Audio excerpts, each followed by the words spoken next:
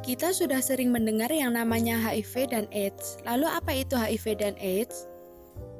HIV atau Human Immunodeficiency Virus adalah virus yang merusak sistem kekebalan tubuh dengan menginfeksi dan menghancurkan sel CD4. Gejala HIV dibagi dalam beberapa tahap. Tahap pertama adalah tahap infeksi akut dan terjadi setelah seseorang terinfeksi HIV. Pada tahap ini, sistem kekebalan tubuh orang yang terinfeksi membentuk antibodi untuk melawan HIV. Pada banyak kasus gejala pada tahap ini muncul 1-2 bulan setelah infeksi terjadi. Penderita umumnya tidak menyadari telah terinfeksi HIV. Hal ini karena gejala yang muncul mirip dengan flu serta dapat hilang dan sembuh. Perlu diketahui pada tahap ini jumlah virus di aliran darah cukup tinggi. Oleh karena itu penyebaran infeksi lebih mudah terjadi pada tahap ini. Gejala yang muncul pada tahap ini adalah demam, sariawan, muntah, dan kepala pusing. Setelah beberapa bulan, infeksi HIV memasuki tahap laten. Infeksi pada tahap laten dapat berlangsung hingga beberapa tahun. Pada tahap ini, virus HIV semakin berkembang dan merusak kekebalan tubuh. Gejala infeksi HIV pada tahap laten bervariasi. Beberapa penderita tidak merasakan apapun, akan tetapi sejumlah penderita lain mengalami berat badan turun, berkeringat malam, dan demam tinggi. Infeksi tahap laten yang terlambat ditangani akan membuat virus HIV semakin berkembang. Kondisi ini membuat HIV memasuki tahap ketiga, yaitu AIDS atau Acquired Immunodeficiency Syndrome. Selama berlangsung tahap ini, di dalam kelenjar limfa terjadi replikasi virus yang diikuti kerusakan dan kematian SDF karena banyaknya virus. Pada tahap ini terdapat peningkatan virion di dalam sirkulasi sistematik.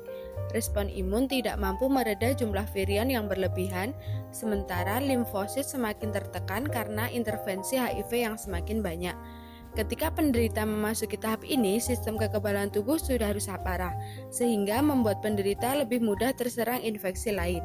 Seperti tuberkulosis adalah infeksi paru-paru yang sering menyerang penderita HIV, bahkan menjadi penyebab utama kematian pada penderita AIDS. Toxoplasmosis adalah infeksi parasit yang dapat memicu kejang bila menyebar ke otak. Cytomegalovirus adalah infeksi yang disebabkan oleh salah satu kelompok virus herpes dan dapat merusak mata, saluran pencernaan, dan paru-paru. Candidiasis adalah infeksi jamur candida yang menyebabkan ruam pada sejumlah area tubuh. Meningitis cryptococcus adalah peradangan pada selaput otak dan tulang belakang yang disebabkan oleh jamur. Wasting syndrome merupakan kondisi ketika penderita AIDS kehilangan 10% berat badan.